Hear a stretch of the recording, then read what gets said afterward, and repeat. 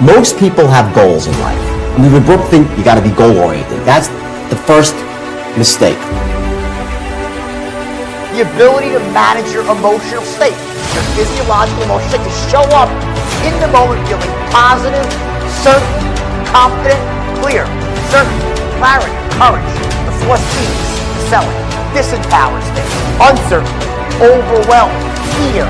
If you could be the greatest salesperson in the world, but if you knock on someone's door or you pick up that phone and you are in that moment a state of uncertainty and overwhelmed, in that moment you might be the greatest salesperson. In that moment you're blocked from accessing the skills and the greatness that you possess.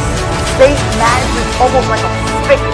When it's open, when you're in an empowered state, it opens up the spigot for all the greatness in you to flow out. And when you're in this empowered state, the spigot is closed and you're still great, but it's locked inside and express itself in the real world. Success is a crazy thing. You never know when it's going to happen, how it's going to happen, or when it is truly achieved. You'll always know it after the fact. And unfortunately, a lot of people are never truly prepared to become successful. They don't have what it takes to really go in and try to be a successful individual and achieve their dreams. There's so many people out there that are talkers and not doers. They say they want to do this, that, and the other, yet they never make an asserted effort to go out and try to do what they want to do. They never try to reach their dreams. They only talk about it. The ones that only talk about their dreams are the ones that are always going to fail because they're never going to start.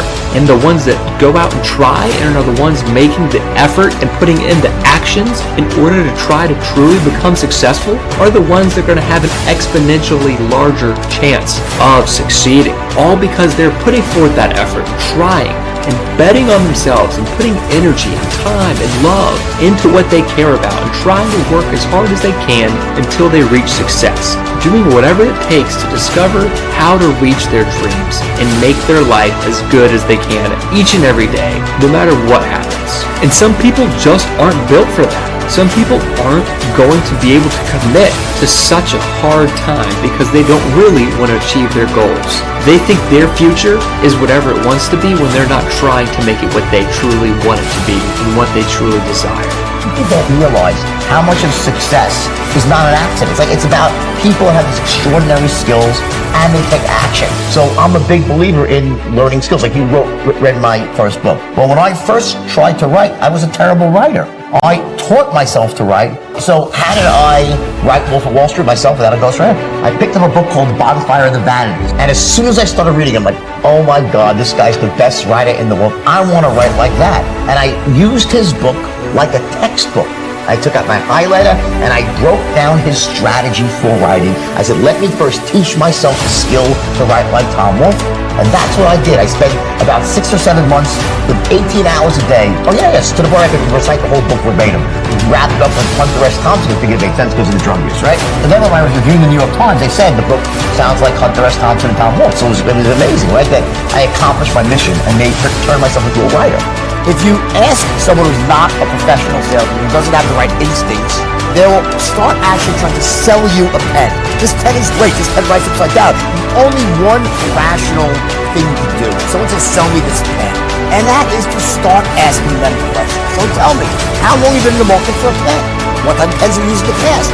Business or personal? Typically when you buy a pen, what type of money do you spend on one? Do you buy expensive pen? The key to selling, well, when you just go out trying to sell something, what you're saying is, I don't give a shit about it. I'm just going to ram this down your throat, right? I want to know what you need. I want to know what you've done in the past. So you ask questions. If I ask someone, hey, so how long have you been in the market for a pen? They say, oh, I'm not looking for a pen. Great, have a nice day. I don't sell people the things that you aren't looking for. I wouldn't try to sell you a pen if you're not looking to buy a pen. So and if someone said to me, I say, wow, this person really knows how to sell. Because the biggest mistake that rookie sales will make is they try to sell to everybody versus weeding out people who are not interested and only selling to those who are. Here's the deal. The magic moment was when I looked at my 12 schmendricks, as the phrase goes, and they were so disheartened over what it was going on. They were disheartened. They couldn't close rich people. I could, Danny could. Before that, we were closing average moms and pops. And I realized what was happening. And I realized in this one moment that I had a certain way of speaking that I had taught to Danny, because Danny was a natural salesman, that was allowing me to immediately take control of the conversation. At the heart of all influence, and how easy it is to influence. Now, I'm not saying that when you control the encounter, you're doing the talking. That's not what I mean. In fact, it's the opposite.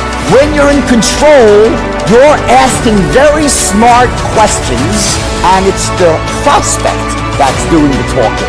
You're gathering intelligence. But in those first few seconds, when you open up your mouth, you got 4 seconds